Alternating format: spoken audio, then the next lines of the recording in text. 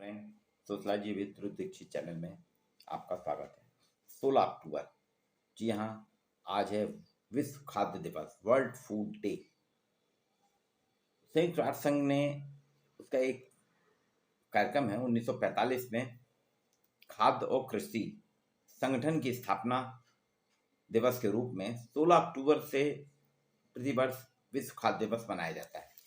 खाद्य और कृषि संगठन के स्थापना दिवस को यादगार बनाने के लिए वर्ल्ड फूड डे हर साल 16 अक्टूबर को 1945 से मनाने की परंपरा चली है और मनाया जा रहा है। हमारे यहाँ अगर मैं कहूँ कि सभ्यता का विकास, मानव सभ्यता का विकास खाने की आपूर्ति से हुआ है तो कोई गलत नहीं होगा। अच्छा भोजन अच्छी बातचीत के साथ खत्म होता है।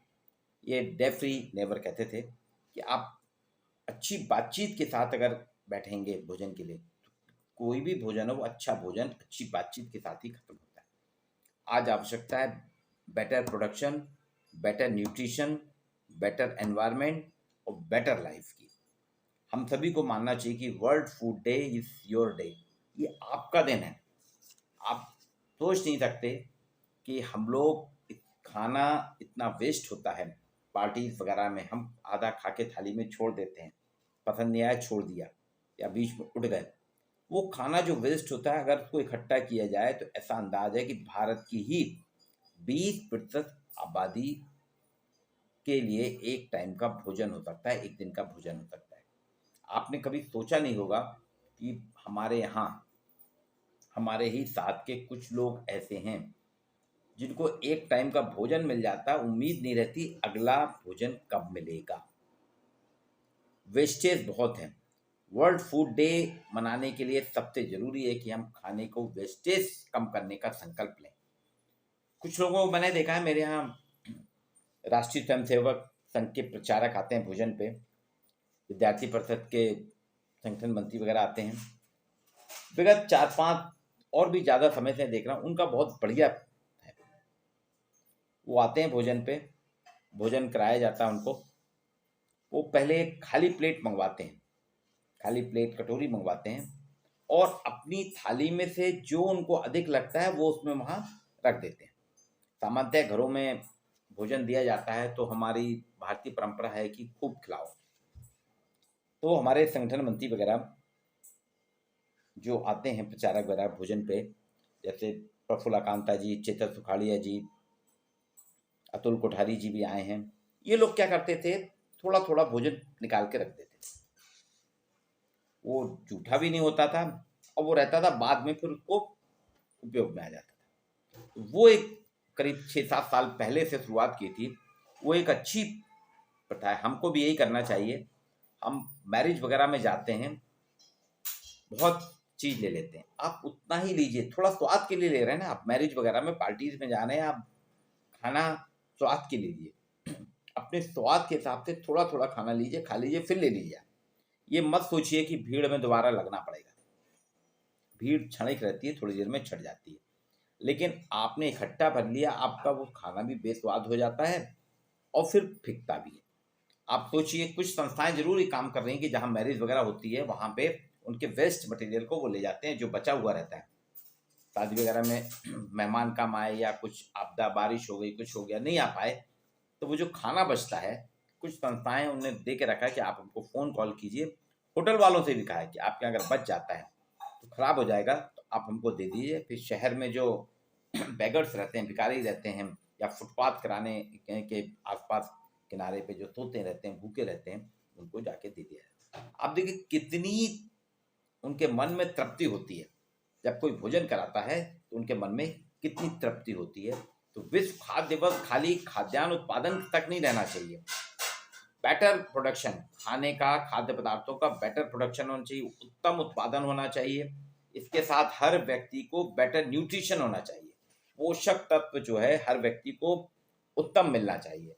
बेटर एनवायरनमेंट, हम अपने पर्यावरण को, आसपास के पर्यावरण को उत्तम रखें, तभी आपको बेटर लाइफ मिलेगी, उत्तम जीवन मिलेगा। जबलपुर में भी आज बहुत बदलाव आ गया है।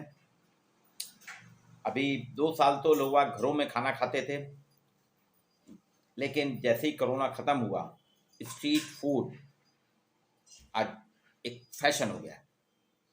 अब डाइनिंग ट्रेंड पे फिर से शहर लौट आया है। कोरोना काल में जरूर ऑनलाइन फूड डिलीवरी का ट्रेंड शहर में ऐसे जोमेटो स्विगी से आने लगे थे, लोग घर बैठे मंगाते थे, खाना भोजन करते थे। लेकिन अब मनचाहे फूड का टेस्ट लेने के लिए आसपास ऑनलाइन फूड डिलीवरी एकमात्र साधन था, उसके साथ अभी भी उसको चल रहा है। लेकिन लोग डाइनिंग कल्चर की तरफ लौट आए हैं, रेस्टोरेंट में फैमिली के साथ छोटी बड़ी खुशियों को सेलिब्रेट करने बाहर का फूड लेने लगे। जबलपुर शहर में पहले शुरुआती दौर में एक दो चाट के ठेले हुआ करते थे। सिविक सेंटर में शुरुआत करी थी कुछ चाट व्यापारियों ने। अब आप देखें जबलपुर शहर के चारों तरफ चाट की दुकानें हैं, जिसे चौपाटी के नाम से जाना जाता है। विजयनगर नई बसाहट हुई, वहाँ चौपाटी बन गई। आधारताल में चौपाटी है, रांझी में चौपाटी है, बिलहरी तिलहरी में चौपाटी है, आपके सिविक सेंटर में, सदर में कई जगह चौपाटी है। ऐसे ही यहाँ पे लगभग 60-70 सालों से एक coffee house, Indian coffee house चल रहा है। इंडियन कॉफ़ी हाउस में साउथ इंडियन डिशेज के साथ साथ भोजन भी मिलता है, नॉन वेज भी है, वेज दोनों है। आज जबलपुर में पहले सिर्फ 2 कॉफ़ी हाउस हुआ करते थे, एक करमचंद चौक पे और सदर में। लेकिन आज शहर में लगभग सदर, मेडिकल, अदारताल, बिलहरी, गढ़ा, श्याम टाकीज, ऐसे करते हुए बस स्टैंड, पुराने बस स्टैंड और नए बस स्टैंड में भी लगभग 12 से अधिक इनके आउटलेट बन गए। एक इंडियन कॉफ़ी हाउस की चेन है। हल्दीराम का रेस्टोरेंट भी जबलपुर में है। बापू की कुटिया जो फेमस रेस्टोरेंट है शाकाहारी भोजन का भोपाल का, उसकी भी एक चेन यहाँ जबलपुर में आ गई, बापू की कुटिया। और इसके पहले नवनीता रेस्टोरेंट था, आज भी है नवनीता रेस्टोरेंट, जिसने शुरुआत करी थी फूड कल्चर की। लोग आइए होटल में खाना खाएं। योगी रेस्टोरेंट था तो योगी दरबार तो बंद हो गया है, लेकिन नवनीता अभी आज भी चल रहा है। और नवनीता में उनके खाने का इतना टेस्ट है कि आप जाएंगे, आपको रेस्टोरेंट में कभी भी किसी भी सीजन में जाइए, आपको टेबल कुर्सी खाली मिल जाए तो आप बहुत किस्मत वाले हैं। आपको 5-10 मिनट रुकना पड़ता है, वो बैठालते हैं, जैसे ही उनके कस्टमर उठते हैं फिर टेबल साफ करके आपको बैठालते हैं। तो धीरे धीरे जबलपुर में भी टेस्ट बढ़ता जा रहा है, कल्चर बदलता जा रहा है। अब चाइनीज भी है, थाई भी है, कॉन्टिनेंटल भी है, मैक्सिकन भी है, कोरियन डिशेज भी, ये सारी डिशेज आपको मिलने लगी। कुछ जगह महंगा है, कुछ सस्ता है। स्ट्रीट फूड में तो कुछ समोसे वाले फेमस हैं, चाय वाले फेमस हैं, चाट वाले फेमस हैं, वहाँ पे लाइन लगती है। सवेरे के समय जबलपुर शहर के किसी भी कोने में आप जाएं, सवेरे 6 बजे से लेके 10 बजे तक 4 घंटे के लिए पोहा जलेबी इफरात बिकता है। लोग आते हैं, नौकरी पेशा वाले नाश्ता करते हैं और चले जाते हैं। अब वो इतना ज़्यादा चलन में है, और शाम को तो आपको ये सब चाट की डिशेस लगेंगी। इसी तरह से बड़े फुआरा श्याम टाकी से लेके कमानिया गेट तक में रात में जितने भी व्यापारी वर्ग हैं दुकानें बंद कर लेते हैं, लोग मिलने जुलने आते हैं। वहाँ पे फूड कल्चर, फूड स्ट्रीट है, वो चलती रहती है। वहाँ डोसा भी रहेगा, पोहा भी रहेगा, चाट भी रहेगी, चाइनीज़ भी रहेगी, चाउमीन भी रहेगा, सभी चीज़ें, कुल्फ़ी, चाय, सभी कुछ वहाँ मिलता है। एक गली है नेपियो टाउन में, उसे तो भुखमरी गली ही कहा जाता है। वहाँ चाट, फुल्की और डोसे की दुकानें हैं, तो उसको भुखमरी गली कहा जाता है। आइए वर्ल्ड फूड डे को हम सेलिब्रेट करें, लेकिन एक संकल्प लें, खाने के वेस्टेज को कम से कम करेंगे। ये संकल्प लें कि हम थाली में एक भी दाना खाने का नहीं छोड़ेंगे। अगर बचता है उसको जानवरों को दे दें, जिससे कि वो फिके नहीं, नाली में ना जाए।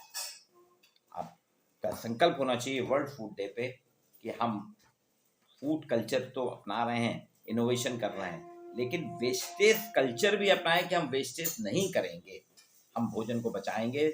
और उसका अगर आपके यहाँ बचता है, कोई फंक्शन होता है, खाना बचता है, तो आपके यहाँ जो काम वाली बाई है उसको दे दीजिए, या जो आपके कचरा लेने आते हैं और भी लोग जो आने हैं ज़रूरतमंद हैं, उनको ज़रूर भोजन दीजिए।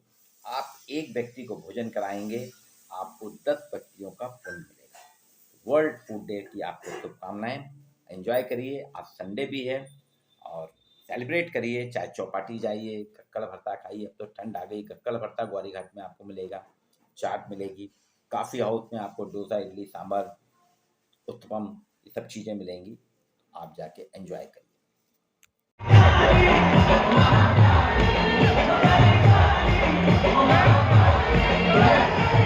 भैया एक बार